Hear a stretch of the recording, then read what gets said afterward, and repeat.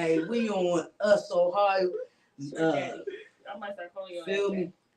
Hey, we live. Hey, what's up to y'all, man? Say something. Say something in the comments. I'll see y'all. If you want to sit your joint up right there, you can put it up on there. Hey, we live though, and I'm here. Here, let me show y'all where I'm at real quick. I'll be in there. Let me show y'all where I'm at. God damn. I ain't looking like none of them studs. Y'all say we look like Wayne. Now you looking like that nigga right now. That nigga looking like that nigga. That nigga pulled up, said we doing a photo shoot when it's done. It's on and pop it. We got the biggest, the mayor, Cobb City. Now let me show you on the back of it. Let me show you on the back of it. Let me spin y'all around. Let me show y'all, bro. Look, bro. Don't pull up on me, bro. If you're not pulling up photo shoot ready, because do we got the lights and cameras on you? Do we got the lights and cameras? Hey, we popping. We got the bus on. Oh, what we got on? Hey, we got them bus on, cause hey, y'all niggas come through with the bus. Y'all niggas come through with the bus. Yeah. I just want to show y'all niggas how to put it in because they be saying, I seen that post that Ohio niggas came, Columbus niggas came. Oh, man, we dress better. Hey, you talking about that Akron nigga? Hey, man, every stud in the fucking Ohio dress better than that nigga. Hey, Akron, my nigga. Don't ever fucking, man, nigga, don't ever speak Columbus, Ohio if you ain't speaking that shit the right way. This how she came, my mom. That's how we come, nigga. That's how we come. We going. I'm about to give y'all something. I'm about to give y'all a few characters in this bitch. Hey, it's a difference, my nigga. Y'all niggas gotta start respecting the differences in motherfuckers. Hey. But I'm with my nigga Short Daddy, and we finna get this shit rocking on my mom. Yeah, my nigga Rick. Let's go. Let's go. Sit back and chill. Let's go. Yeah. I never say yeah. I will never say I'm the best. We let the people be the judge. Yeah, we let the people be the judge. So we're gonna start this thing off like this for real. Full Blown Trapping TV. It's 2025. It's the beginning of the year. Yes, sir. It's Mr. 365. Mr. 365. Man, I got a special guest in the building with me today. And when I say special, bro, I mean special. Holding it down in so many ways. I'm talking about entrepreneurship. So that shit. Humanitarian. Stud humanitarian. Straight nigga humanitarian if you need to get your shit together. Get your shit right. You know what I'm saying? Give you some advice. You could about have me doing the Stevie. Work with the youth. Work with the youth. You know what I'm saying? Hold up, let's keep on going. Comedian. Master comedian. You know how they put the titles on your shit? Master comedian. Don't hurt these niggas' feelings. Nah, because they not masters. Everybody not a master. You right. So master comedian. I appreciate that. In the beginning of the wave that they call skits, you was at the top of the wave of the skits before all these niggas is going viral now. You was going viral then. Yeah, we gonna get in. Yeah, we gonna get in all that. Yeah. We just giving look what we do on Full Blown Trapping TV. We want to give our flowers to our people. I appreciate it. Our people. Yeah. You know what I'm saying? And I'm gonna reverse that right back to you too, because we appreciate everything you got going on too, my boy. On my mama, nigga. No, but I ain't done because you are very special. When I say you take comedy and you take your craft and entertainment and what you do to another level, you actually show comedians. You move like how a rapper do or a businessman in the comedian world or a drug dealer move in the drug world.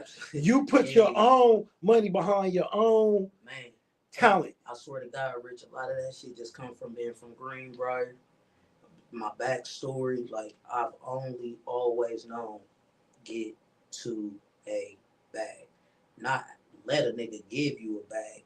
Get to it. It's a difference. We got the mayor, Mandi Cobb, in the building. Cobb City, my nigga. Cobb City. Y'all see it. Hey, this that East Side Blood gang on crib. This that East Side gang on blood, nigga. Let's get this bitch rocking, because this is where we at. Yeah, we at the Us Ohio Boys studio, nigga. And we breaking records today. Y'all niggas better tap in or get the fuck out, nigga. Hey, whoever ain't tapped in, it wasn't tapped in before, I'm sure they're gonna be tapped in after this interview because it's gonna air tomorrow at noon on Facebook. It's gonna be live on Facebook. Hey, so yeah. Homies, I really hope niggas be ready. I'm coming with that strap, nigga.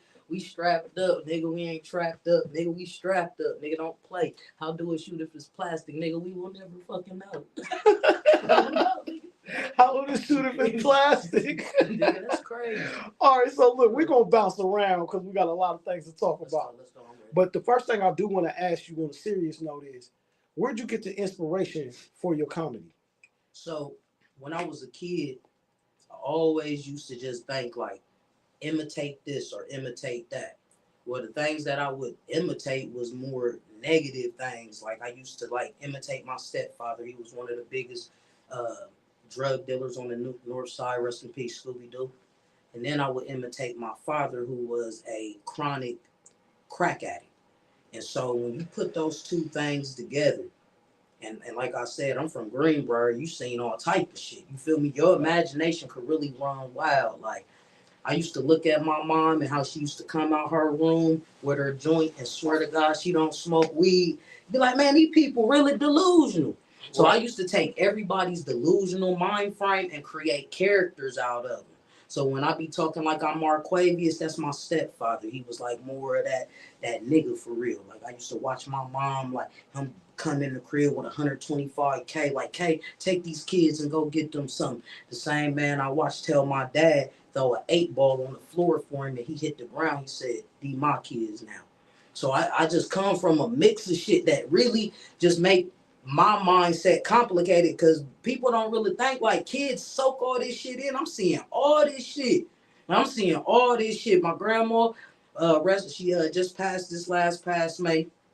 She was a real influential part on just family and keeping us in the church. Really embedding like God is for real important no matter what you do. And she never, even before she passed in May, never would say I was gay. She that my grandma wasn't going for none of that. My grandma ain't believing that shit. And every time she say, you look fat, you pregnant? I'm like, damn, nah, baby, I ain't that. Yeah. So let's talk about that then, since you brought that up, and like I said, we're gonna bounce around because we got a lot of topics to talk about. Yeah. But since you brought that up, and I'm one of those people. I come from the same area you come from, and we was raised with some of the same morals from the older generation before us, and their grandmas and their, so forth. So I'm more at a standpoint right now. You can't really put a label on a lot of things. Yeah. You got to be you, whoever you are. I feel like that's what wins in America, in society, period. Absolutely. Just being you. Absolutely. Whether you look at it as gay, straight, you do whatever you do, I feel like just being you is what makes people drawn to you. And you as a person, I think you're a big example to a lot of people, not just like people that's like you, but people that are opposite of you as well, because of the confidence in which you speak. So tell me a little bit, how did you get that? So I ain't gonna always say I was the most confident person. What I'm gonna say is I always just knew I had something. And I always just knew I had something different from anybody else that I would come in contact with. And so I always knew, like, once I got that confidence in me, and I just started, man, like as a teenager, nigga, I was just doing whatever. Like we used to be running around. I used to just run around, and I never really cared. But I always knew my shoes had to be fresh. To take that shower every day. That shit in itself just make you feel like son. And you put that fresh fit on them shoes. I used to, me and my brother Calvin Parker, CJ. Shout out to Cal P. Every Friday, call it Fresh to Death Fridays, we hit that barbershop, and that's probably why my hairline's so fucked up and pushed back like that. But you feel me? Your confidence is everything. I never was the type of, let's say, lesbian or stud to care about what people thought. It was hard for me coming up because, like, I like to play basketball, and with me playing basketball, people automatically assume like I was just gay. They was like real life calling me gay Mandy before I even knew what two bitches liking each other was. You feel me? But in the 4th grade though, there used to be a girl. She used to always go across the motherfucking monkey bars.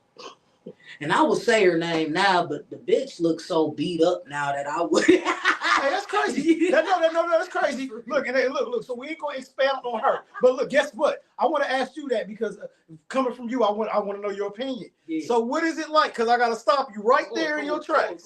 You know the bitch was bad when we was kids. But when we get older and you like, that's who I was crushing on. Bro, that should be so fucking disrespectful to my vision, nigga.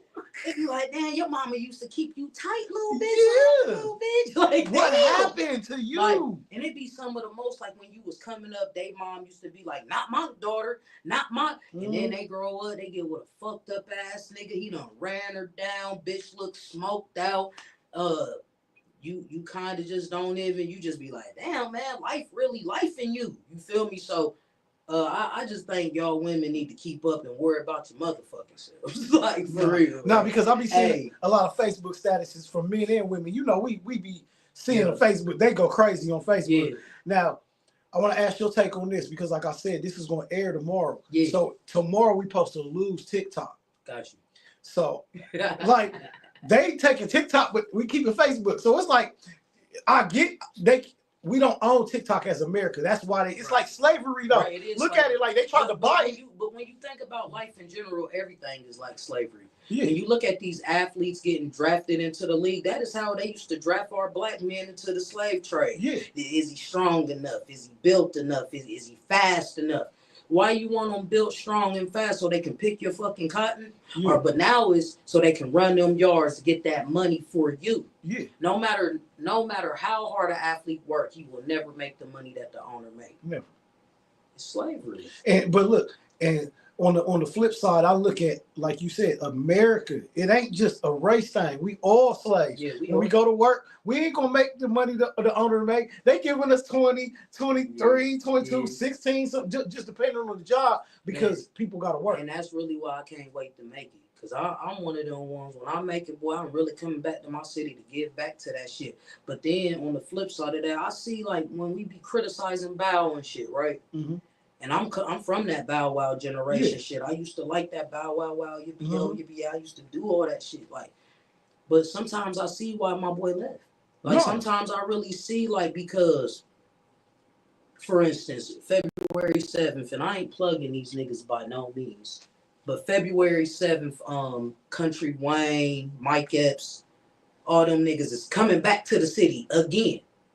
And I just be like, I know personally that the shows I put on is way more lit than what these niggas coming back to our city every year, twice a year, 3 times a year doing the same fucking show, and how Columbus run and buy them tickets out. But then you got somebody like me, and I sell out my shows, so I'm not complaining, Columbus, and I appreciate y'all. But don't be my real life fan base. Don't be like my real tried true fans. Like, oh, maybe you got a show, we fucking with you. All Cop City having a show, the mayor having a show, we fucking with it. Mm-hmm. But I want the motherfuckers who be fucking with Mike Epps, and Country Wayne and Carlos Miller. These is the same people who done share my post. From Snoop Dogg, Carlos Miller. Carlos Miller shared my shit so much, goddamn, I almost thought it was his goddamn shit. You feel me? Okay, so look, and I'm glad you spoke on that, because like I said, when my friends come, I don't know what it is about that motherfucking chair. I ordered a new chair and everything. It's in my, but it's like, I feel like it ain't gonna give the same energy as that chair. Cause y'all sit in that motherfucker. Cause we sit like kings. But what you just said was something important. Yeah.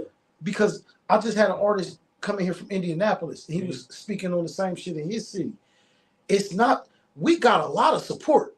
This is what people don't understand. Just like you told them, like, we got support. Yeah, we got support. We ain't talking about that. But my problem is, like, I know I got support, and I know I got support, right?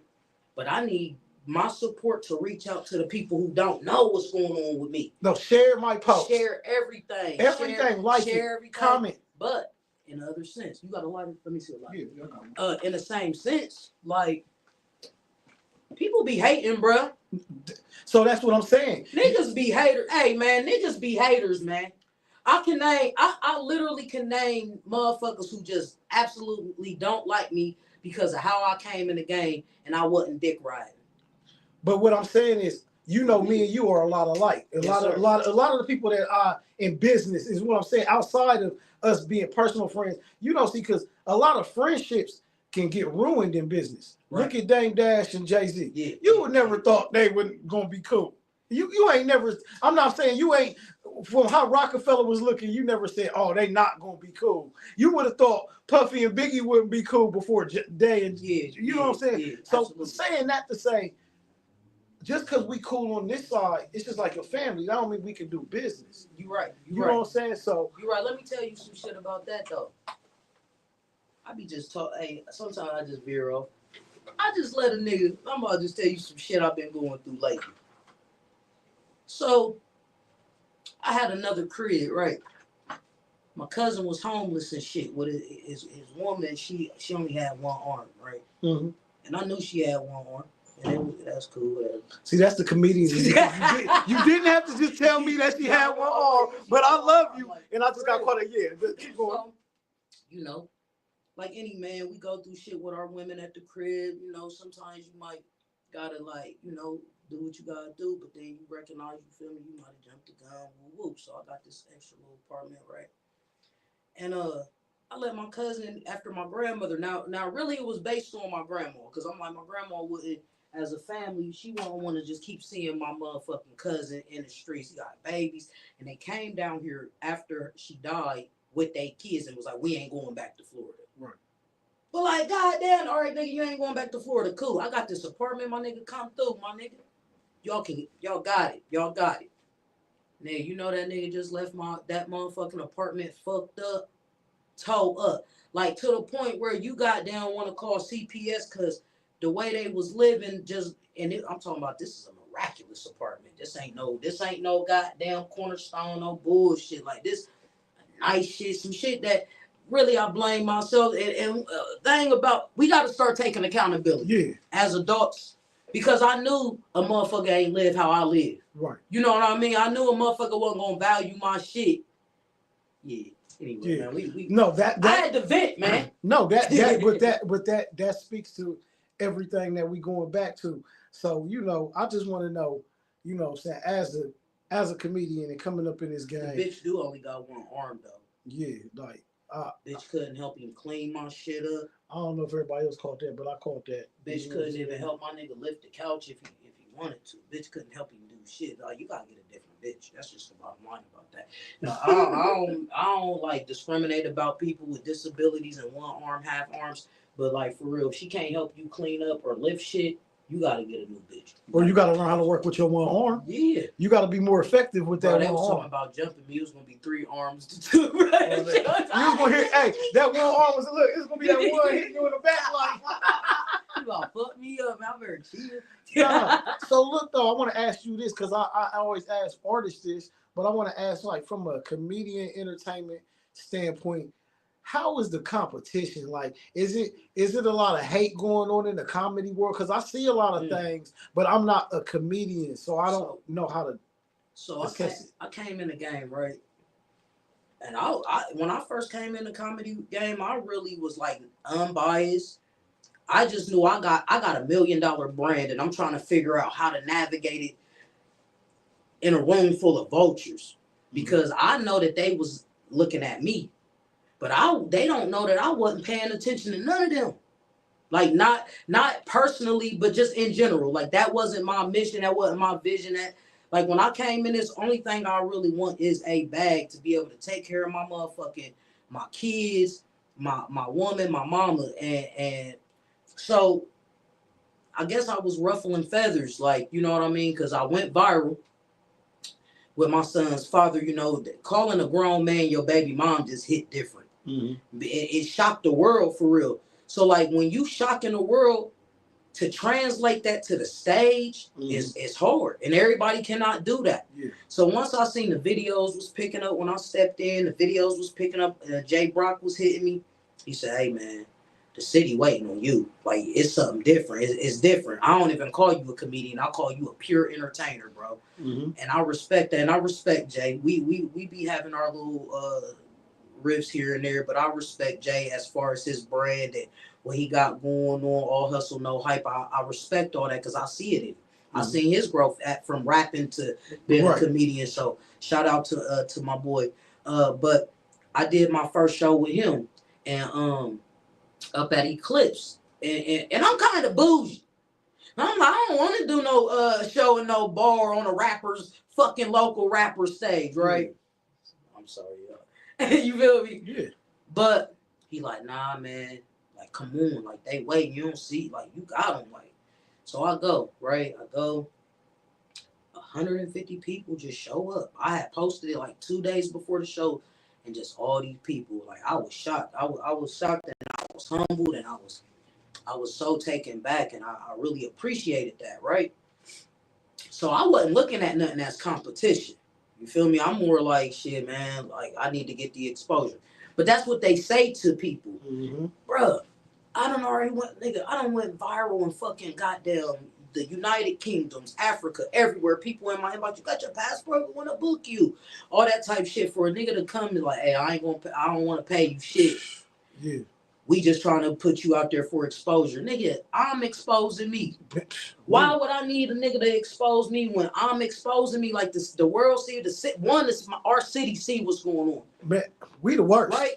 We the worst. Bro. Don't expose me, my nigga. But what you can do if you got them plugs is put me in the direction of the right people, my nigga. Like, there's people in this city right now who know Dave Chappelle's direct number. Yeah. Who know Mike Epps' direct number. Who know they got a gym in the city, but because of the hate and envy, they won't even point that direction. There's one person who literally sent a video. I did comedic chapters with slapstick comedy, Misha Swan. That's my baby. Son, when she asked me about Dave Chappelle, this was when his one comedy special, he was talking crazy about the LGBT and shit. And I responded. And she sent it to his motherfucking producer, and she said, "This will be big when if this really drops. If Dave is ever able to see this will be huge for comedy." But it's like it stopped there. But I appreciated the fact that Misha would even just throw the alley-oop for a nigga, because everybody else just pump fake. No, that's real, because that's like I say, man. You know, that's why I brought this platform back, because you know I've been doing this for a long time. I've been in Atlanta doing this for a minute. Yeah, I know. I've been everywhere doing this. And one thing I learned is, you know, even being out there and I'm rubbing elbows with all the stars and I'm interviewing all of the good people and I'm learning. But one thing I did learn is what you said. I want to bring this type of energy back to my area and expose those entertainers and artists and businesses and brands for our community. So even though right now, like, I'm going through, even though I'm already established in what I do, this platform is brand new to people. So it's like having a new baby. So even though, I got this following over here, transferring everybody and getting them, like you said, to like and share and comment. But the more that you stay at it consistent, the more that you show the people who you are, the more that you genuine. Like, you got to be relatable. I feel like that's one thing with you that's relatable. And I want to dig into some of like the characters you play and some of like, matter of fact, before we get into characters, you brought some friends with us today. You got a $60,000 necklace on right now. Hold up, how the young niggas do it? Let's do an outfit check. Hold up, check. Let's do an outfit check. Let's do the outfit. Let's do how the young niggas do it. The young niggas, they do it like, you feel me? I got 60,000 on a piece, my nigga. Hey, you hear me? You hear me? Hey, don't worry about the little chain. It was a gift. It was a gift, yeah. Don't worry about it. Was a gift. I spent 60,000 on this, my nigga. And then look, hey, for all y'all who don't know, that's that custom red ruby. That bitch, hey, I don't know where I got it from, but I paid a lot of money for that shit. Then, you know, we got the custom leather vest. You feel me? Shout out to Uneducated Genius, BJ Franklin, for the Stitch Genius. Shout out to Columbus, my baby. Got my fake buffs on for all you rapping ass niggas who always coming through this bitch and them bus, bitch. Don't put a diamond tester on this, nigga. That's red. Anyway. No, but shit so. But Yeah, I'm about ready to get more comfortable in this motherfucker. Can I get more comfortable? Yeah, you can get more comfortable in this motherfucker. So yeah, while you doing that, while you get more comfortable, for the people that's out there watching right now, man, look, this is what we doing, man. We want you to hit the like, comment on this video. Tell them to share the live. Share the live, man. This is what she said. Look, this thing is about to load. Facebook, we need all the comments. We need all the shares. We need all the support. If you support the mayor of Cobb City, if you support what we got going on, UsOhioStudios, FullBlownTrappnTv. But that's the thing, Rick. You know, whether people support you or not, right? Yeah, for sure. God, if you got a God-given talent, God gonna come through with that thing. It ain't gonna matter who in your corner or who ain't. Cause what's for you is for you, right? No, that's what we always say. When I be coming, I come on stage. This is how you come on stage. So hold up. This is how we gonna do it. Hold up. Let me turn this back on real quick. Hold up. Before you on stage, you feel me? Let me look. Hold up. This is how we gonna do it. See, they be thinking we be playing. When you an entertainer for real, you could just do shit. Yeah, like so. I come on stage, man. I just be doing me, man. Cause I always feel like my shows be at the nighttime, nigga. Let's get comfortable. I might do a pajamas comedy show. What type of nigga got multiple roles though? Yeah. Customs and shit. Nigga, this ain't no Gucci. Yeah, I don't play about it. He said, nigga, these ain't no Hirachis. I don't play about it. Listen, I take my brand serious. These right here, these is called, and Rich, I know you big on mental health. Yeah. I know you big on mental health, my boy. These right here, these is called the Forever Scar. This is my son, Mandi Cobb. This is his brand. Need some. These bitches is crazy, my nigga. Son. My son, real life. Hey, this how we gonna do it. See how we just turned it into a show right there. Yeah. We got the one and only. Hey, legend. Hey, put that. Hey, I need my dick in the shot. Hey, hold on. Let me get out your way so you can. Hold on, legend. You see how we turned the volume up on it? We turned it into a comedy show. See, most when they go to the podcast, look, we got the one and only. Ohio, yeah. Worldwide, yeah, nationwide, viral, sensation. Yeah. Hold up. Hey. Lunel, y'all cool now. Y'all cool now. That was the best. Hey, me and Lunel. Hey, let's talk about it real quick. Let's talk about me and Lunel real quick. Hey, that was I've been learning these last in my professional world and in my comedic world, in my everyday life world, that you are not going to be everybody's cup of tea. And guess what? You got to be okay with that shit. But what you got to respect. So the backstory real quick for those who don't know, me and Lunel had got into a little strife because at night, I always be up. I'll be restless. I'll be having anxiety a lot. I battle depression sometimes, and I'll just be up. And so I will go on Instagram and shop my videos with comedians like that I might think be like, damn, who is that? You feel me? And I say I'm a comedian from Columbus, Ohio, trying to expand my brand. Well, 9 times out of 10, you don't expect these comedians to really look at your shit, but she did. So what she did, she looked at the video with me and my mom when my mom was like, when I was like, only hoes go on a stroll. And my mom was like, you a hoe. You know what I mean? And I'm like, who? She like you. I had you. I made you. I'm like, but the apple don't fall too far from the tree. And Lunel sees it. And she like, I would never talk to my mom like that. But I'm more like, do you know me and my mom's relationship? Like, did it look like my mom was unhappy in that moment? My baby was strolling. No, facts. You know what I mean? So it just went from there. Me and Lunel got into it. It went viral. And recently, because like that happened like 3-4 years ago, but she came to the Funny Bone here in October. And I was the only one she let come back to the dressing room after I told her manager the story. He remembered what was going on. And I went back there. She gave me some of the best advice. She said, you was the one talking disrespectful to your mom. Are you still talking disrespectful to your mom? I said, nah. I said, but I just want to thank you for everything you've done for the comedy scene in general. Outside of all the bullshit, she gave me some good advice. She told me stop pulling dicks out. She said, you don't want to be on TV for real, do you? She said, because you can't take them dildos everywhere you go. But I'm like, shit, man. These motherfuckers is lit. These motherfuckers is lit. Listen, this Donald Trump, you feel me? It's undeniable. Like, you feel me? So when I just think about how good God is for even just putting me in that space where she was open to even allowing me to come back there, I'm just blessed. I'm blessed. I'm humble. Shout out to Lou Nell. Hopefully one day we can do something together, man, because she's definitely a legend. Definitely, and I'm glad you got to tell that story. Since we done turned it into the late night hour, you know what I'm saying? That's why we brought the mic. Hey, don't start talking all that deep voice shit. Nah, but it's freaky, Rick. It's not. Nah, because you got these motherfuckers over here. So this is probably gonna be the first motherfucking podcast I gotta really put censors on the motherfucker. Yeah, you gotta censor it because it's, you know what I mean? Yeah, it's a different type of thing. This is the first podcast I'm really gonna have to edit. Like, all right, as soon as this comes up, you're gonna see the yeah. You're gonna have to know the yeah.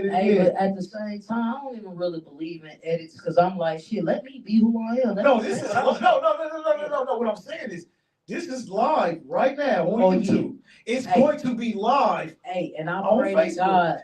Hey, I pray to God everybody sharing this live for real, man. Hey, so what happened though? Even if we go viral, like what I'm saying is, I'm gonna do my own ass, but what the people do after they see it, that's on them. Hey, man, that's on them, man. Hey, y'all do what y'all supposed to do with it. So, introduce who we got with us right now. So right now, this is the actual Mayor Cobb City, man. We back in the office right now, man. So the mayor personality simply just came from you back in like 2016, 17, 18, 19. Post. The mayor's office is open. The doors of the gay community is open. The motherfucking, hey, come one, come all, you know what I mean? And it was like, I was like the voice for the gay community for a while. And then straight people start catching on like, damn, the thing she talking about really is relevant in all situations.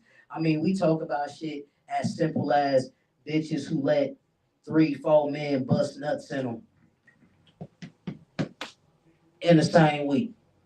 Now, baby, if you let a man bust 3-4 nuts, that every man ejaculates out and spits out 1 million sperms. 4 men, 1 million sperms. 4 million sperms sounds like a bacterial infection. Definitely. And I'm a stud that no bacterial infection. I done ate all type of pussy. I know when the bacterial infection is there. I know when yeast is there. Got a little different type of taste. You feel me? I'm a studicologist, nigga. You feel me? So when that yeast, that yeast hit different because you always know when a baby had yeast after eating her pussy because it's like you full. You just be laying there. You don't want the bitch to make you nothing. You just like, bitch, hey, let's go to sleep. Like for real. Hey, lessons. Hey, I'm mad. See, this is the second podcast I did when I had a computer hooked up because I needed the horn. Hey, man, you can't censor the real. Nah. And that's really where it is. Like when you was talking about competition, they will do anything in their power to censor the real because people so used to living in a delusional mindset. Now I'm talking like the mayor. And people in this world so used to the false reality. COVID really fucked us up. Everybody delusional. Everybody want what they know they can't have. Everybody going out of their way to be somebody they not or different, but you profit more just by being yourself. Like if God wanted you to be somebody else, that's who the fuck he would have made you. I think that's why when I just do my comedy, I just speak my truth. People, like when you come to my shows, you'll notice I really don't riff on the crowd much. Sometimes I don't do that. I can see a woman sitting in the crowd look toe down. A real comedian, though, let me stop you. Yeah. A real comedian is almost like a real rapper, and that's why I'm saying anybody with real talent. Right. Like we draw from those places when we have nothing else to draw from. Exactly. You understand what I'm saying? Yes. You as an artist, and that don't got nothing to do with comedy. If I'm rapping there, nigga go to that in a rap. That's what battle rap like. If I got them to say, oh, the nigga might point something out or go pull something from the crowd or pull something from somewhere else. So when an entertainer, it was something you said earlier before we had the mics plugged up there that really touched me. And it's like I said, it was so dope, and I just want to bring it back to what so people can understand. You said when I asked you what was your motivation and how you started to do the comedy. You told me the places that you drew your comedy from. Yeah. That's a story of every great comedic entertainer, actor, actress. Oh yeah. Everybody that I've heard like tell these stories, they always say, Martin, they drew. I got this character from this person. I'm just acting out my real life. No, I'm just saying I'm acting out my real life. Yeah. So they're acting out the people. So that let me know that's your talent is different. Like Mahogany. We'll get deeper into Mahogany later, but that comes from my mom. Sometimes like when I see gay men, right? I'm gonna just say I say what I say and I feel how I feel. I never really worried about being censored or the cancel culture. But sometimes when I see gay men being all extra and over the top, I think to myself, who was your mother? Because most women, they not all over the top. A woman, she's sensitive, right, sensual. She showed grace. A woman who love different and correctly, and who has been loved correctly, she ain't out here doing all that shit. Yeah. That Glorilla shit, that Lotto shit, all that Meg Thee Stallion. And guess what? Women rap so crazy right now. But I respect all them women on a different level because they really just being who the fuck they is. Yeah, no, there's nothing wrong. Like, and just not to cut you off, but to explain to people. See, we at a time where we can understand what they talking about. Right. But everybody else's mind might not. So for the younger generation, they don't take it in how we take it in. That too, but we also got to remember how we was at that age too, because we still had bad influences. We still had motherfuckers like Rick James saying super freak. I was watching them videos like, God damn, let me hoes, man. You feel me? It's so bad now. Like a kid could just go on Pornhub right off their phone. Back when we was coming up, nigga, you had to go find them books. You had to find the VHS that had the joint on all that shit, man. Like even like shit. You just gotta really be selective about what you intake and internalize. Cause my mom was a lot of things, but she was a woman. And some of the sacrifices my mom had to make that me and my sister had to watch, you know, I can't tell you how many times we was evicted, but we was never homeless. Right. You know what I mean? I come from Greenbrier. When my mom went and did her Fed bid, my dad was living in Greenbrier, man. I done seen so much, you know. And then I listen to these younger generation. I'll be like, man, y'all have no fucking idea, man. Y'all don't got no idea because the shit y'all be like, half of them can't even fight. They be fighting like this. Yeah. Like, but niggas I grew up with, nigga, they going straight to nigga to your shit. Ain't no talking, ain't all this internet shit. Ain't no nigga really getting on the internet talking about, oh, pull up. Nigga, we just there, nigga. We already know where you at. Ain't no drop the low, nigga. We already did our research quietly. We there. Moved in silence. But niggas done lost the code, man. They killing women and babies and kids out this bitch. It's all fucked up. But this is the world they wanted. Yeah. And now they getting it. Yeah, so to say that, to talk about that, because you work with the youth and you're around and mentor a lot of youth. So how do you separate the two? The actual character? Or not I know how, but just for the people, like how do you keep the two? Because you edgy just like myself. Yeah, so you just me, okay, so I've been in corrections for 17, 18 years from working at the juvenile detention center. Like some of the niggas you be having on your show, like John Rose and Brazy and all them. Them was my kids at juvie when I was 21. Them little niggas was probably 12, 13. And to see them now, it just be like, okay, I see y'all making some moves and that's what's up. But they gonna tell you about me, Cobb didn't play. That was Cobb. I even got the name Cobb City from the juvenile kids. I did 8 years down at juvie. I fuck with them kids, and it got to the point where they would come to my room, and I was running a group called Hype, helping youth pursue excellence. where I would try to talk to these kids and let them know like there is so much more than the hood you from. I don't watched a lot of kids die over the years from all sides of town. And some of these hard ass niggas y'all be seeing out here doing all this rapping was PC and juvie. So I don't know what they was doing in ODRC, but in juvie niggas will stand behind the doors because I had everybody. I would have the north side, south side, east side, west side, and they didn't separate pods. So if you had a problem with a nigga, they was code 44 in your ass, nigga. As soon as you hear that code, and it's just so crazy because somebody inboxed me today and they said, "Did you work at JBC?"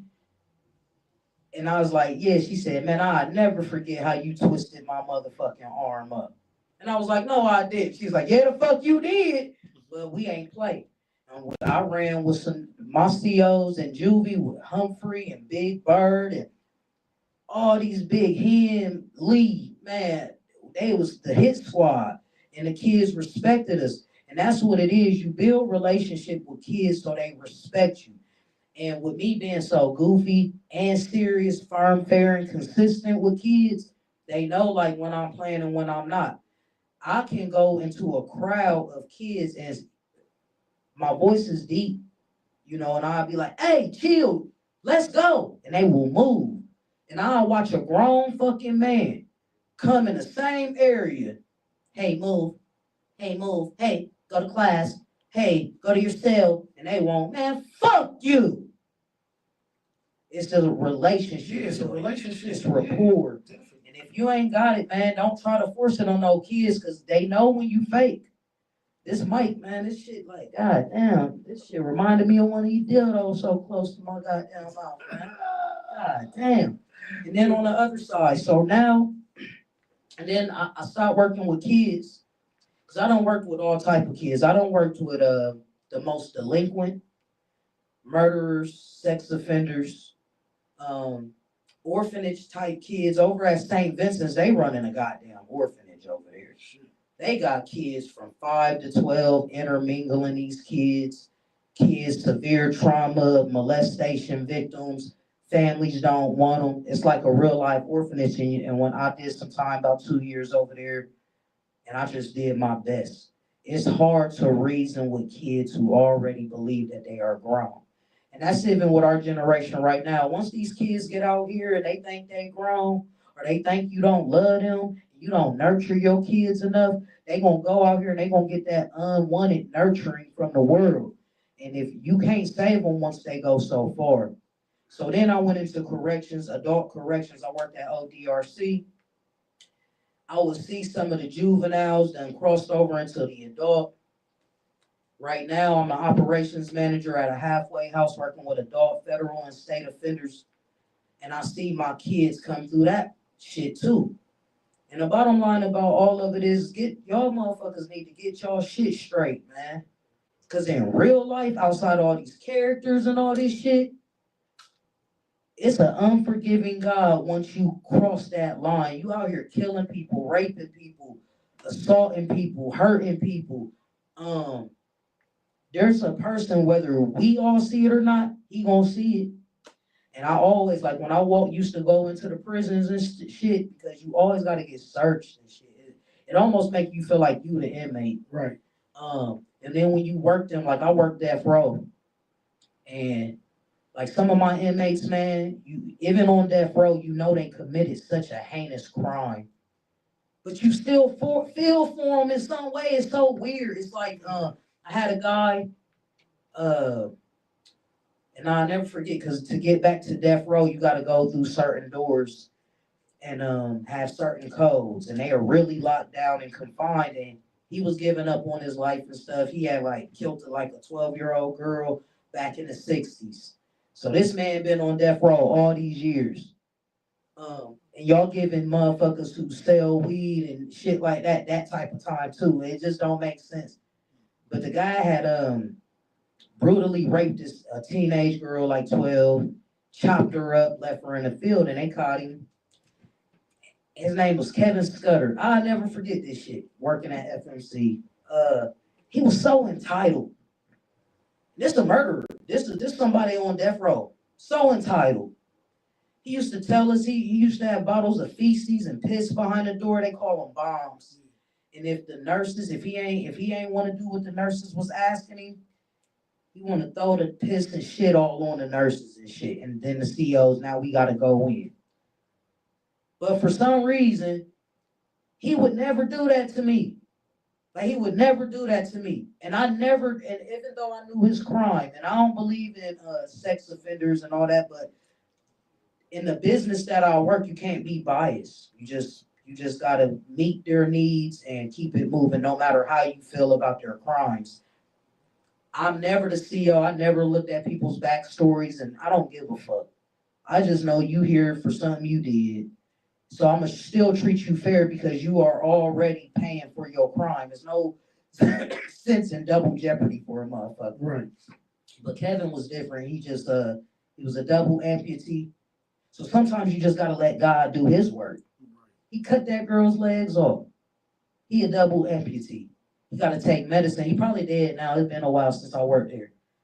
But it's several things. Like I think I got PTSD from working in corrections for so long. No, we get a lot of trauma like that to do certain jobs, and that's why I said at the beginning, like humanitarian, like you right. said, because we gotta understand other people's passion, pain, pleasure. We gotta take our feelings out of a lot of things we do. Even you being a comedian and entertainer, we have to take our feelings out of a lot of things we do. Absolutely. People don't understand. I think comedians go through the most.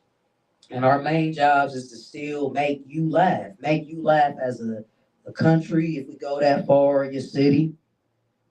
I can tell you personally, I done been through so much shit. Like, for real, to even be sitting here on your platform, for me, this is the first platform I've done since I had my last show back in last June at the Attic. My grandma had passed, and then in July, my cousin Yancey Carter, man, rest in peace, Yancey. Yeah, he passed, and it's one thing when it's your grandmother and she got dementia, and you and your family y'all preparing for it, but for your cousin who's more raised like your brother, I mean, he knew me as Manna, like I'm his first cousin, pigtails, before, I mean, yeah. Feel me? And you get that call a few weeks after your grandma died. It's a hard thing to deal with, and that grief. And he was married for 22, 25 something years to his wife. And to just try to picture, I wake up to my partner every day. We've been together for 6 years, and I couldn't imagine if something happened to her or me, and then we don't. And to not understand like what his wife is going through, but to try to empathize is so hard. But to know that he was my grandmother's first grandson, and now they up there together, it bring you a little bit of peace. But it's like his life was cut short.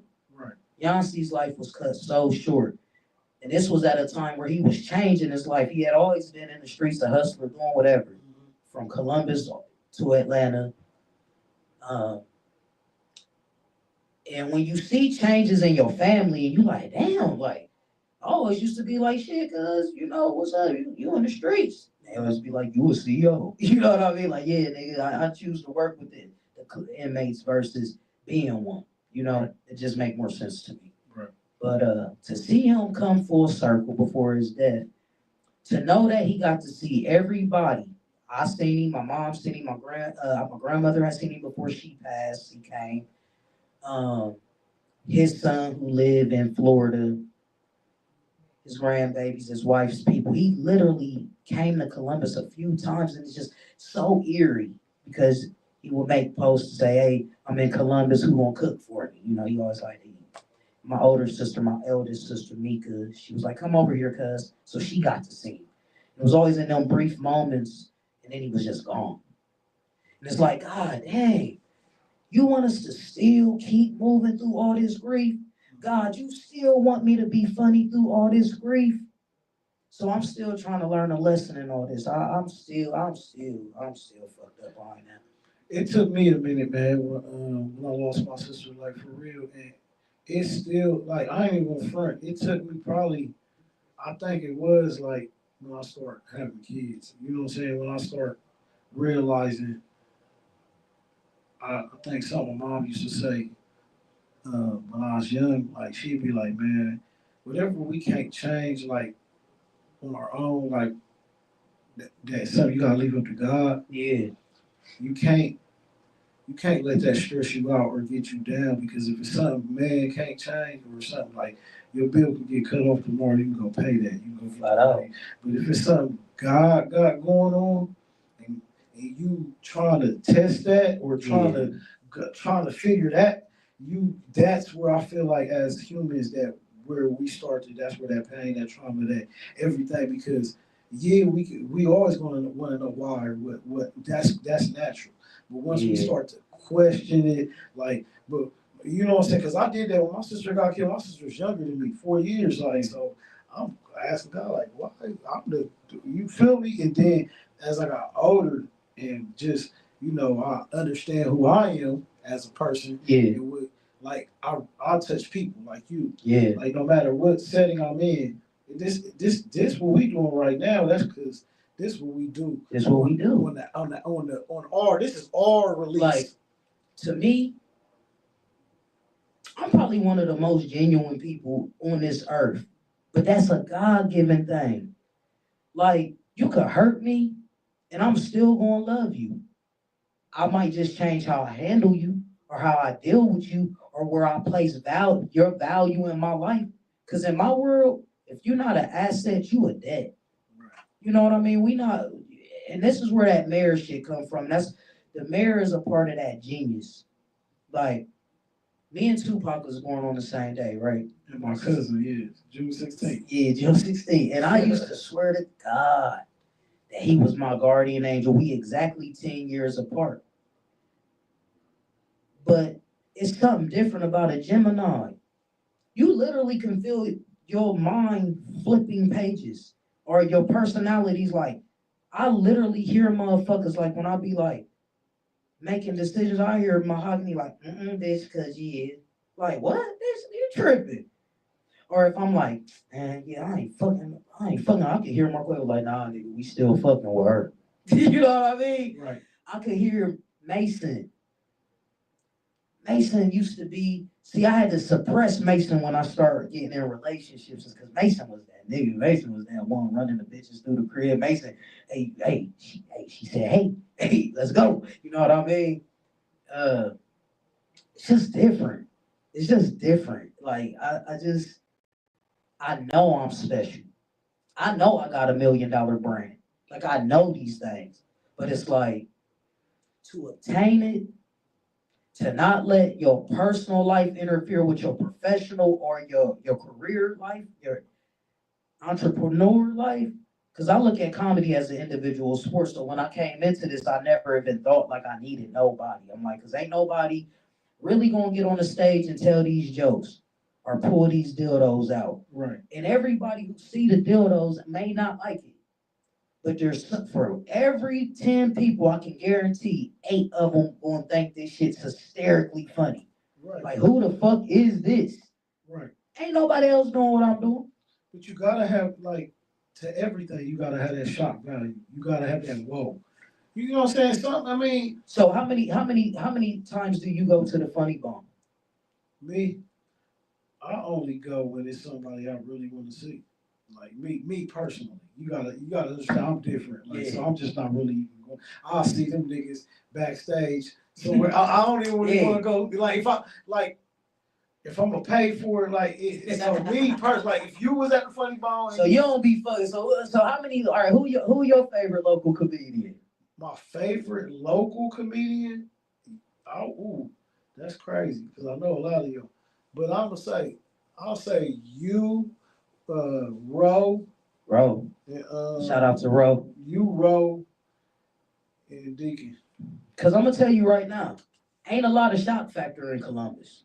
You heard what I said? I said you, Roe, and Deacon. Yeah, I heard you say me, Roe, and Deacon Penny. Because he is what he is.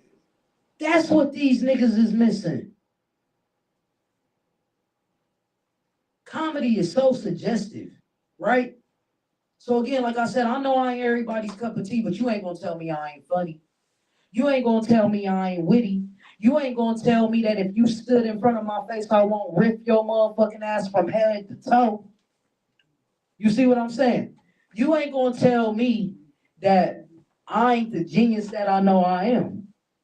Every comedian that I've put on one of my shows, if we was backstage, it's in those moments where they see just how genius I am. For a motherfucker to ever just be like, Mandi is not funny, use a motherfucker. Hold on, let me ask you a question, Mandi. Let me ask you a question. Because now I'm about to get a little petty before we get into these Let's get petty. props you got over. Yeah, let's get petty. Because you saying shit that I'm not going to let go over my head. Let's go. People, look, they watching, they like, oh, yeah, she sounds great. You said the comedians that you put on your shows. Yeah, my shows. Your shows. My shows. Sold out shows. 30 minutes before that, you said, see, that's what my petty is. See what I'm saying? That's what I'm saying. You said you hire these people, so that means I hire these pay them. I hire them. That means pay them. Yeah, I pay them. I pay them. You want to know why? Because I make so much motherfucking money. Nah, look, it's just what I'm saying, though. Look, hey. Look, you saying a lot of shit that if I was interviewing the next nigga, they're not going to be saying the same shit. They can't pop it like that. They can't. So this is what I'm saying.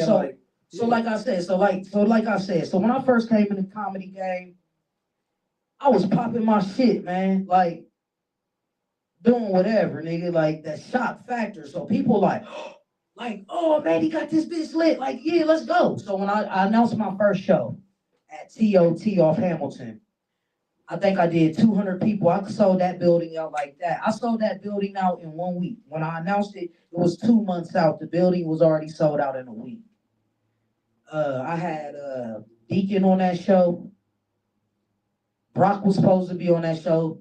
Shinky was supposed to be on that show. It only ended up being me and Dinky for some whatever reasons they had, right? Sold that bitch out. I still didn't think that the city really knew or believed in what I had going on. Because when I say welcome to Cobb City, nigga, you is not in Columbus no more, nigga.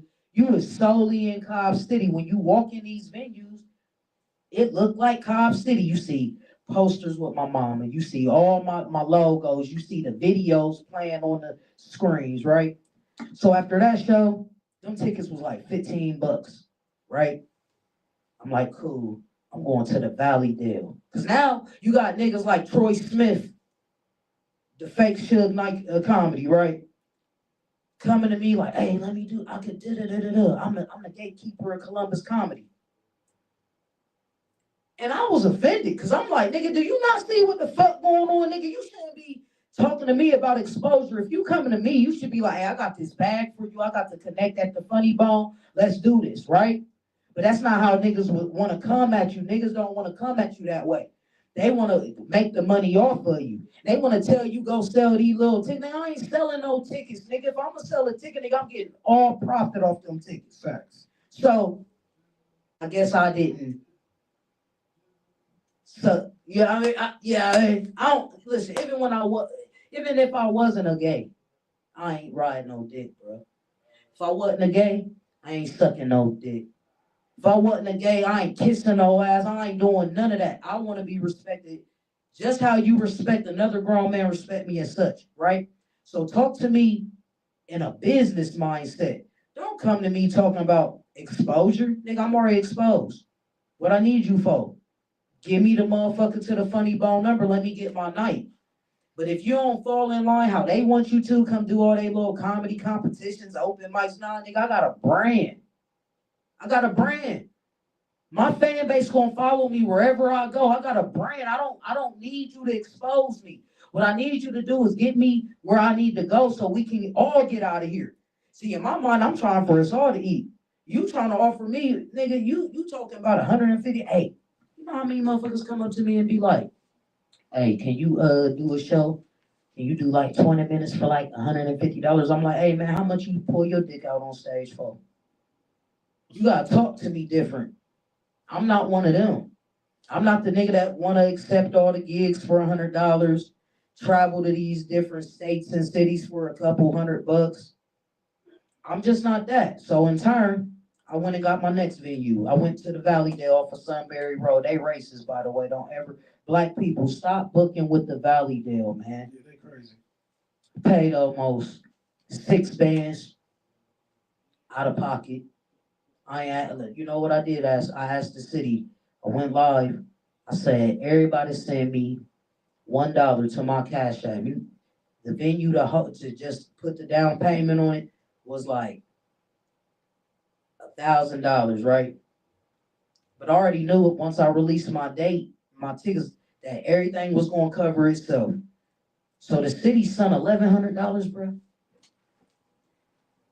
The city sent $1,100 to my Cash App, my first show for the Valleydale. I put that deposit down on that venue, boy. I say about we was like 2-3 months out. The show was paid off. I paid rest of it with pre-sale tickets and out of pocket. And then the door went so crazy. That show did 450 people that night. I have literally put some of the biggest local comedians on the biggest stage of their life that night. So I don't be understanding when I be getting all this hate. You know what I mean? Because my stages is some of the biggest stage these motherfuckers ever touched in their life. Ever. No, I definitely understand what you're saying. Right Now, everything that you just now said right now, yeah. I understand. Because I've put some of the people in some of the biggest stages they ever been on in their life. And they act like you ain't did shit. I'm still putting we still doing it. Listen, I wouldn't care. Because my shows be full production. So like when you come to my show, it ain't like you going to the funny bone, hey, this guy's coming all the way from, hey, he's on the stage and he's doing this bullshit. And they up there and they just be talking. And then the other type of comedy I don't really get into is that ask the audience of like, nigga, this ain't no job interview. Don't be asking like, I'll come here to hear you tell me some shit. Now you like, hey, how many of y'all been married? Oh, that's your wife? That's your wife? Hey, how long y'all been together? Oh, y'all been together 6 years? Hey, you sick of him yet? You sick of him? Like, nobody want to hear that shit. And all the comedians doing that shit right now. Just like the music way when drill rap was here, now everybody want to drill. Now Detroit sound, everybody want to be your motherfucking self. That's the difference. Hire your DJ for your show. Hire a DJ who got that juice. So while you up there getting your comedians together and doing your shit, your audience is rocking and they having a good time. They don't even know they at a comedy show. That's the vibe Cobb City brings. No, I've seen your shows even like when I'll be like, damn, when I was in Atlanta and I'm seeing you put on shows and I'm like, yeah, it is a difference. And that's what I'm saying. It's the production value. It's the seriousness. It's the heart. It's the passion. It's the love that that you're putting out. Bleed that shit. You hear me? You understand? I ain't talking about no period. You hear me? Bleed this shit. Like naturally funny. Always have been though. My mom used to call me Mandi Mouth. She said I just blurt out anything, just unfiltered, and that's cool. But y'all wouldn't believe in my professional world, I gotta be so subdued. No, for sure. When I talk to like grown men, and most of the time grown men in their addictions, and I gotta empathize with them, man. I gotta tell them like I've seen this before, but I've seen you better. Sometimes I'll be feeling like I gotta talk to these comedians like that. You do. No, it's no difference. I've seen y'all better. I've seen you guys better. It's no difference. No, it's no difference. And that's what I'm saying. See, you separating the two because that's your job, and but this is still your job. Mm-hmm. Like you said, it's your love, your passion, what you bleed, but this still your job. Like because nigga, like if I see you doing better, nigga, I'm gonna tell you like you don't do better till you know better. And that's it. And that's it. And I don't think you get any blessings by trying to hate on the next man. No. I don't think you get blessings by trying to profit off the next man. I just feel like if everybody listen, in Columbus comedy, if we was to all come together, I don't think there will be no motherfuckers. I feel like some people need to polish up on their writing a little bit.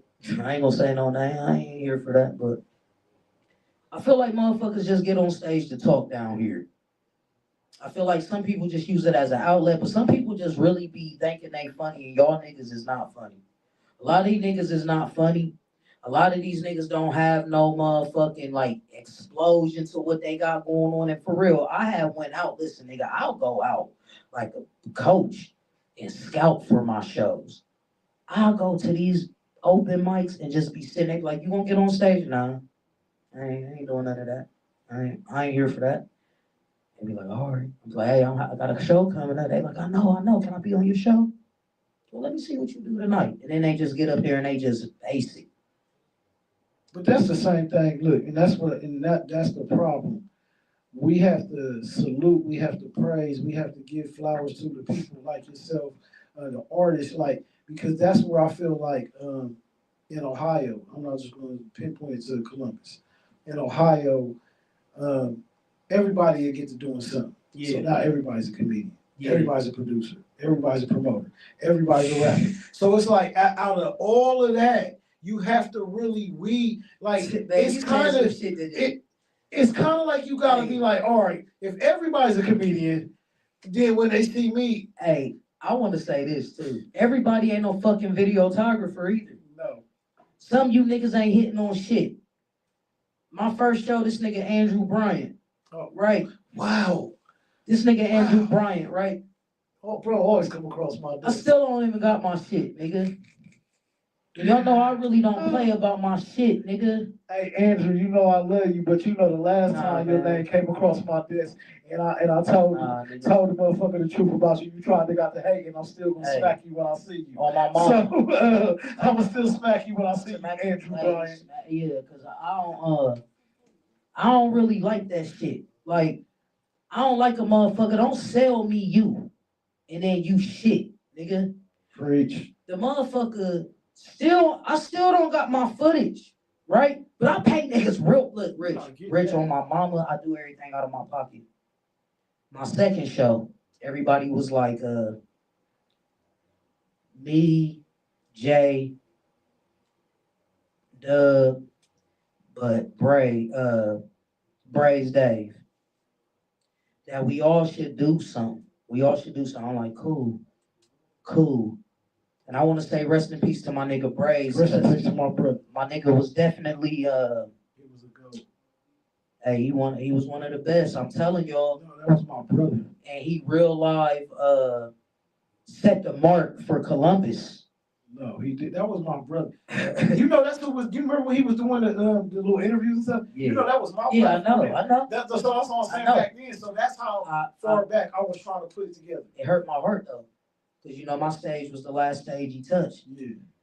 I think he was gone a week after that show. And it just make you feel fucked up. I don't think I touched the stage after Braves died for a minute because it was just like, didn't feel right. Deep. Sometimes it still don't feel right because it's like, I know in my mind how much that nigga respected me.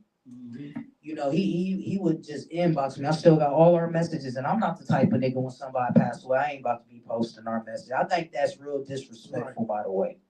It's just weird cloud chasing. It's just weird, man. Motherfuckers is weird, man. Yeah. Like shit that used to didn't be acceptable. Bitch, post me tomorrow. No, I'm just saying. Like, bitch, post me tomorrow so I know it's real. Like if I died today, right? No, post me right now. So then when I die tomorrow, then I know you fucked with me the day before, bitch. No, that was my community. Everybody is just, to me, I feel like I live in a different world, man. Because the way I view things, my viewpoints and the things, like, I really feel like everybody delusional and I'm not. Like, for real, I feel like people purposely be delusional. Like, you know better than that shit. You know what I mean? Like, I am a big advocate on people who fight for sobriety and things like that. Big advocate for that. Like, if I see you fighting for your sobriety, I'm going to root you on.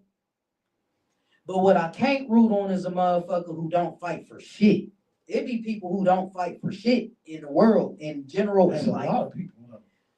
But they always want recognition for shit they not doing. People give a lot of people recognition for shit. Yeah. Like, all right, for example, you know how hard we work at what we do to build these brands that we build. Work hard. The motherfucker will get on Facebook tomorrow and be like, oh, salute to the biggest comedian in the state of Ohio and name like Jack Henry. Bro, Who the fuck is Jack? so a couple weeks ago, another list came out, and I'm just like, how do y'all niggas judge these shits? Because I ain't seen no local comedian in my 4 years being doing this shit doing it, period, because I really don't do it full time. And just the small amount of time and the shows that I've done, all sold out. If I really put 100 into this shit, nigga, I probably would have been gone about this bitch. Everybody know I need to go to Atlanta. That's where my fan, like, I would market crazy in Atlanta. It'd probably take me places I never even dreamed I could go. And I'm on my way, right? Right. But, bro. Hey, who making these lists? Can somebody tell me? Because if I'm not number one, you motherfuckers is delusion. Okay, so let me give you a little heads up. And I usually don't even do this on the podcast, but since we talking real nigga to real nigga, the list is whoever make the motherfucker. She can make a list right now. So that's all it is. Hey, you right. And that's all it is. It don't matter if I make it. My list dropping tomorrow. Top 10. All 10 me, nigga. There you go. I'm on that Kendrick. I'm like Kendrick. To me, I'm Kendrick in the comedy game, That's bro. all it is. On my mom. Bro, I promise you, it can On be a my mom. platform. Look, it can be a platform you've never heard of tomorrow. Ever. Look, it can bust off on Instagram and say the best top comedians in Ohio. And they ain't gotta have no followers. All they gotta do is drop a list. And Right. the top comedians, they say, they Right. gonna act like this is the most valid. And that's what we gotta, as a society, understand.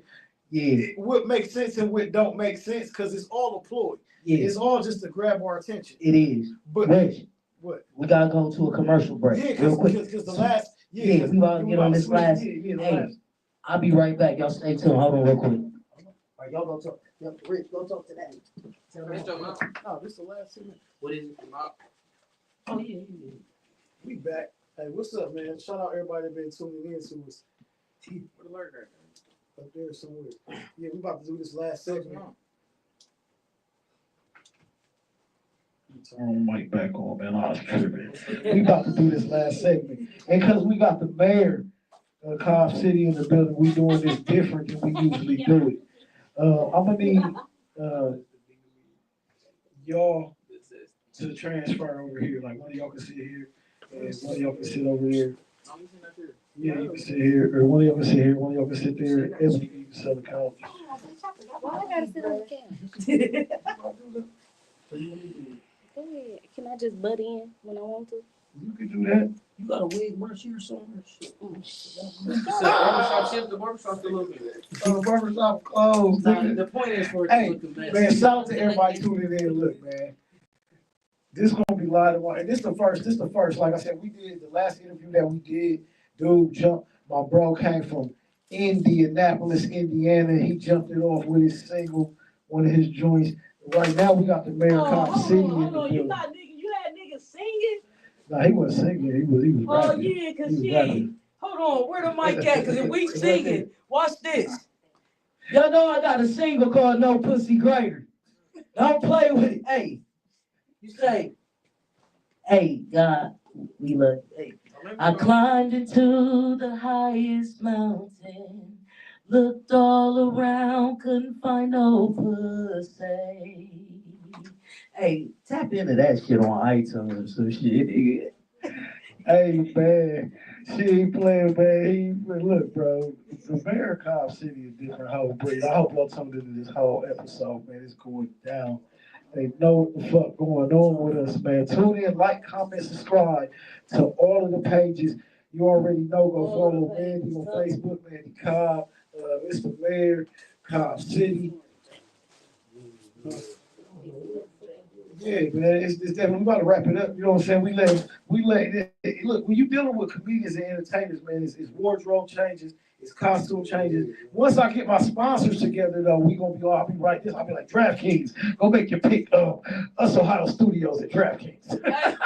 Hey, pick up one of them dildos and do a commercial real quick, Rich. Let me see. That's what we ain't gonna do.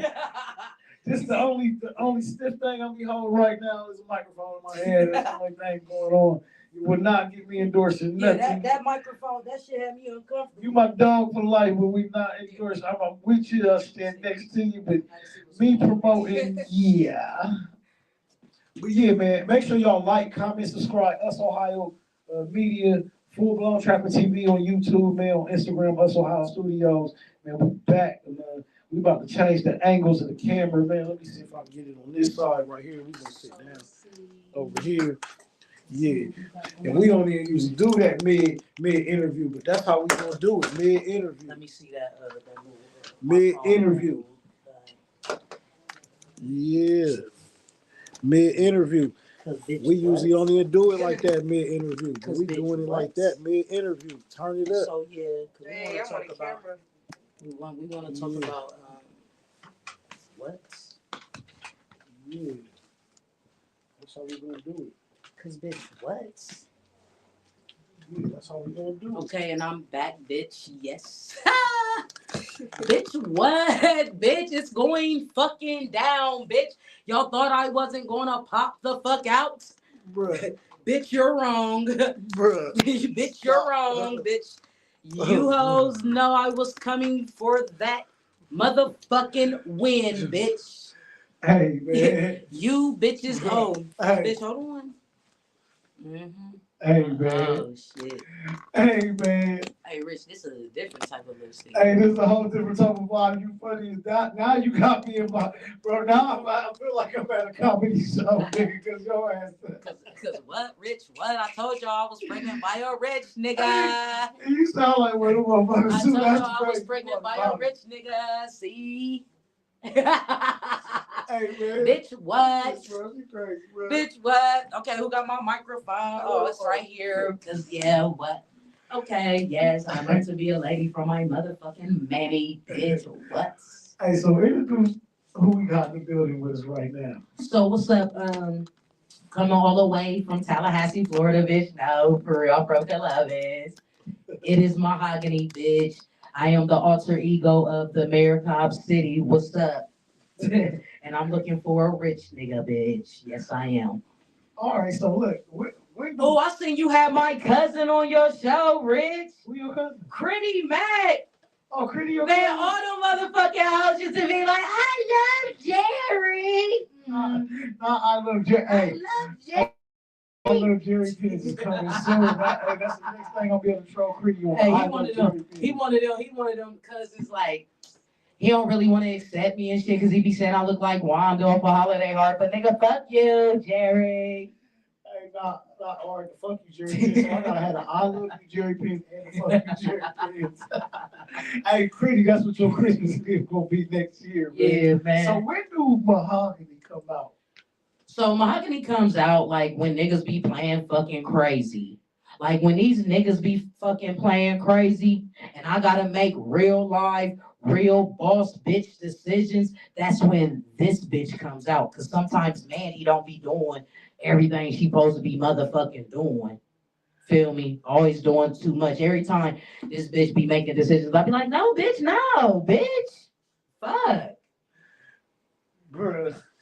And I just want to be clear today on your platform, Rich, that Mandy did sneak dick, man. She took it. So do you know this? Do you know Mandy's story though? Cause she might tell it. I'm in her body. Like, oh my God. So I'm gonna tell the story, right? Mandy got pregnant by a broke nigga. Mandy got pregnant by a broke nigga. Did she know he was broke? So here goes this. All right. So Mandy used to go to the hoop. It used to be like a basketball arena, right? And she had cornrows. So I don't really know why this nigga would always just be on Mandy's fucking heels. His name is Twan, right? Twizon. Back in the day, he used to be like lie about his age and shit. And he used to tell Mandy like, yeah, I'm still going to the NBA. That's why I'm up here every day. I'm just practicing so I could go. Oh, look, Mandy went for the NBA story. Man, that bitch true. So, you know, Mandy and Twan became friends. They were just friends, though. Like, Mandy was already a fucking gay. That's why I was, like, so confused. I felt, never mind. I was confused, right? So, I'm like, okay, what's going on here? Like, bitch, are you feeling like some type of feelings for this nigga? Hold up, so let me ask you a question. Twan kind of made you feel warm inside.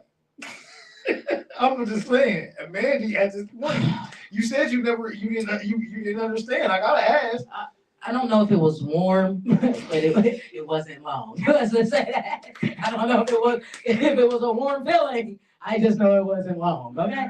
So, you know, some time passed. You know, we kind of got a little close. You know, Mandy and him, they were like best friends. Like they were cool, and it was like really nothing. Like I don't know what happened. Like it was just like he took it. He fucking took it. I know, man. You know Mandy? I know, Mandy. You think Mandy would just bend over and give some niggas some pussy? I don't even. I Yeah, can't I vision don't it. think that. I can't vision it, but I don't know what was going on. So once it happened, like they were like at somebody's house. I don't even know. They were at somebody's house, and Mandy was like being very like unladylike. Like I don't even know. Like, and then he like started getting all aggressive and stuff. And you know, Mandy's not really a boy, right? So he like overpowered her. Like he overpowered her. And next thing you know, it was like a poke. You know, like when the doctor be like, "Hey, it's gonna be a poke." It's gonna stay for a second. And all I heard was it was like 2 minutes. And then I heard, and it was over. I was like, damn, bitch, if you was gonna sneak dick, bitch, you could have did it with somebody else. Like, why would you sneak dick for 2 minutes? Like, if you ain't gonna give him some pussy, bitch, you should have picked a different nigga like Jay-Z, like somebody else, like a rich nigga, because he is definitely a broke boy. Anyway, our son is 22 now, and I be like trying to tell Ariane, like, your dad took it. He like, no, mom, you gave him some pussy. Like, no, nigga, I didn't. The fuck? Wrong bitch. Wrong bitch. Wrong bitch, because you got 4 other siblings that's 22 as well. Your dad was just really nasty. He has 21 kids by 20 women and 1 man. I'm the man. I'm the man. Yeah. So anyway, that's pretty much in a nutshell. Like, yeah, he came quick and I ended up pregnant. Wowzers. It is what it is. When people ask the story, I just put like my son is a rape victim. I mean, he's a product of rape. I mean, it is what it is. Don't mean to offend any real rape victims, but I mean, shit, bitch, this is my story, not yours. Share yours. So how? Look, I do be want to ask you this though, like, so how do he like? It be seeming like you be bullying him, My like. baby mom is just sensitive. He is just sensitive. He not like one of them overly aggressive men like that always gotta be like, ooh, ooh, ooh. Like he know I'm the fucking man. He know. And I honestly just believe like I was the first woman who broke his heart. So like he be aggressive with other bitches, but he know I don't play that shit because I come at that nigga as a man. Like nigga, who the fuck is you talking to? Where is my fucking arrearages? Your son is grown, but you still need to be a part of his life. Cause yeah. Man, I've been and shot you. yeah. You know, men are different. Like one thing I've learned about men is that they know when they got a decent baby mom. They know they don't when they don't always gotta check in because they know that bitch got it. She gonna take care of it. One thing Twan knew all these years and still now, even though Ariane is 22, he know I got it. You know, I ain't about to let our son just fall all the way out the wayside, whether he want to be a deadbeat or not. And so, like, when women start calling men shit like bitches and deadbeats and babe mom, it's because they were deadbeats. Honestly, when that man don't see no type of responsibility to come around unless your child is actually like playing football or a couple games to get a couple pictures and then you disappear again, that's a worthless ass father. There's even fathers that live in it. I don't know how you bitches do this. Because no nigga would be up in my motherfucking house if he wasn't contributing or if he wasn't doing something for them motherfucking kids. Because what is the point in a nigga laying up in your shit if he's just present without being present? Call my baby mama. Doing circles around it. Call my baby mama and tell her that. Yeah, because I'm just like, y'all, no, bitch. I will give y'all the game. I mean, shit. Get it, man. Get it. Yeah, because you know Mahogany don't come to play ever. So look though, how does like, cause I understand all of that and everything you just said, but for when y'all like the viral video, like that shit's so funny to me still. If I watch it right now, it's so funny because his face is just like, yeah, I'm the bitch ass nigga. Not calling him though, but that's how people say that. That's how he. But that's really Twan. Like honestly, Twan is really one of them type dudes. He just real conserved. Like he don't. A lot of shit. Like man, over the years, I done blew this nigga's car up. Done did all type of shit to this nigga, and he ain't never just like. Mahogany was a lot. Oh yeah, I didn't play about my son. See, one thing about me, I don't play about my child. And the one reason I never jumped into comedy before was because of my child, and I cared about how he felt. Even I cared so much about how Ariane felt. Even back when I used to have my dreads, and I said to him like, "I'm about to cut my dreads," and he said, "You gonna look like a boy, mom." I ain't cut my dreads for a very long time even after that, because I do care. Like even sometimes I'll be like, Ariane, you know, how do you feel about having a stud as mom? He just be like, I don't care, mom. But he's a lot like his dad too. He just real whatever. But you never know how it affects kids for real. He's seen a lot. So one thing I do want to ask you though, while we here clowning and talking shit, for the youth that is out there watching, what advice just would you give to anybody? Not no type of category, just for the youth, like just trying to follow their dreams, or pursue anything, and got criticism, or just because we come from a place where criticism was holding us back from a lot of stuff.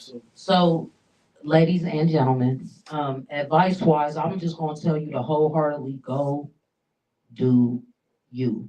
You only get one life. Your life can't be determined or based on what you see other people doing, what you see other people having. Focus on you, focus on your bag. And I'm gonna honestly tell you, money make the world go round, money make these hoes go down. Focus on you. And I'm telling you, like even with me, these characters, cause this is not by luck. This is all by God's grace and mercy, and the fact that I could even create this thing. Like I could write a whole set just for Mahogany. I could write a whole set just for Mandi, just for the mayor, just for Marquavius, just for Mason, and it'll take you to a place where you really think I'm a storyteller, right? So my advice is one, stay off drugs. Don't do no motherfucking drugs. None. It will fuck you up. Two, limit your amount of time on social media because sometimes the things you internalize bring bad spirits into your world. Three, focus on your bag, focus on God first. That's it. Hey, we got Mandi Tina Turner in here with the Tina could never. It's Mahogany. Yeah, because that wig is giving Tina. I know what Tina looked like. Tina was a bad bitch. That bitch rolled up the river, nigga. No, but let them know for real everywhere they can find you at on social media. I got 60,000 followers on TikTok. I don't know what's about to happen to them. So come on over to Facebook, MandiCobb, Mandi Cobb. You can go on Instagram and follow me at the mayor.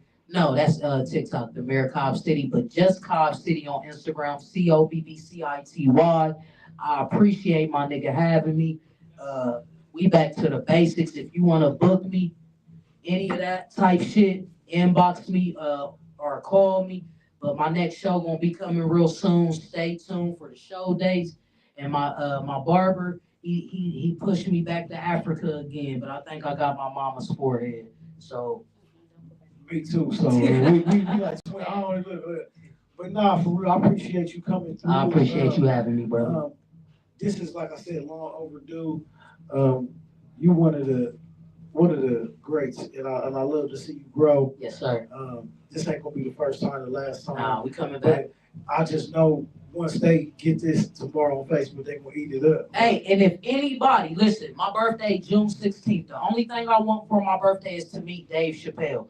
If anybody got that plug me with him. In June, I'm going down for the whole month to stay in Yellow Springs until I bump into this man.